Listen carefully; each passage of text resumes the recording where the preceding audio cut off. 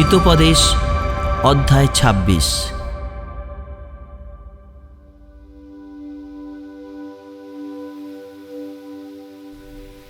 যেমন গ্রীষ্মকালে তুষার ও শস্য ছেদনকালে বৃষ্টি, তেমনি হীন বুদ্ধির পক্ষে সম্মান অনুপযুক্ত।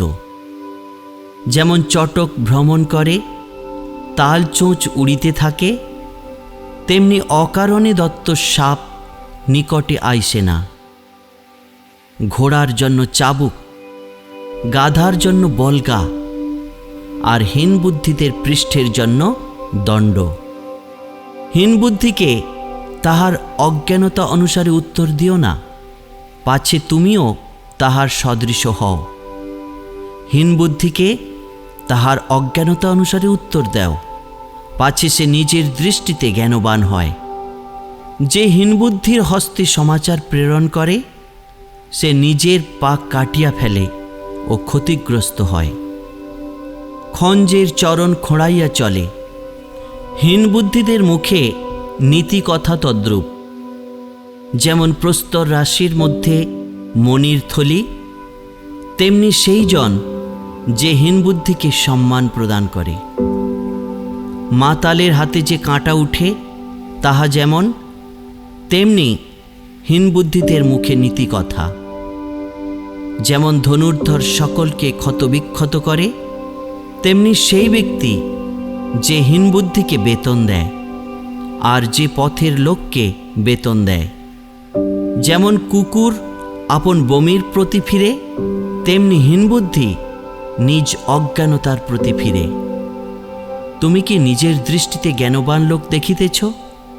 তাহা অপেক্ষা বরং হীন বুদ্ধির বিষয়ে অধিক প্রত্যাশা আছে। অলস বলে, পথে সিংহ আছে, চৌরাস্তায় কেশরী থাকে। কবজাতে যেমন কবাট ঘুরে, তেমনি অলস আপন খট্টায় ঘুরে। অলস থালে হস্ত ডুবায়, পুনর্বার মুখে তুলিতে তাহার ক্লেশ বোধ হয়। সুবিচার সিদ্ধ উত্তরকারী 7 জন অপেক্ষা অলস নিজের দৃষ্টিতে অধিক জ্ঞানবান। যে জন পথে যাইতে যাইতে আপনার অসম্পর্কীয় বিবাদে রুষ্ট হয়, সে কুকুরের কান ধরে। যে পাগল জ্বলন্ত বাণ নিক্ষেপ করে, তীর ও মৃত্যু নিক্ষেপ করে, সে যেমন, তেমনি সেই ব্যক্তি যে প্রতিবাসীকে প্রতারণা করে আর বলে, আমি কি খেলা করিতেছি না? কাষ্ঠ শেষ হইলে অগ্নি নিভিয়া যায়, কর্ণে জপ না থাকিলে বিবাদ নিবৃত্ত হয়।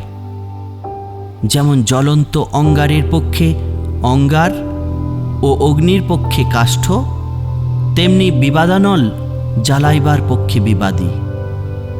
কর্ণে জপের কথা মিষ্টান্ন স্বরূপ, তাহা অন্তরের অন্তঃপুরে প্রবিষ্ট হয়। অনুরাগী ওষ্ঠাধর ও দুষ্ট হৃদয় খাদ রৌপ্যে মণ্ডিত মৃৎপাত্র স্বরূপ।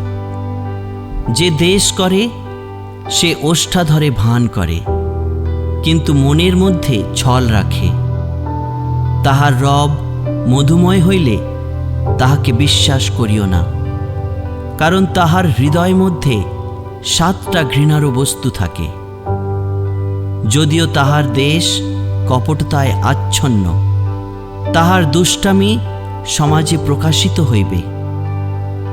যে খাদ খোদে, সে তাহার মধ্যে পতিত হইবে। যে প্রস্তর গড়াইয়া দেয়, তাহারই উপরে তাহা ফিরিয়া আসিবে। মিথ্যাবাদী জিহ্বা যাহাদিগকে চূর্ণ করিয়াছে, তাহাদিগকে ঘৃণা করে, আর চাটুবাদী মুখ বিনাশ সাধন করে।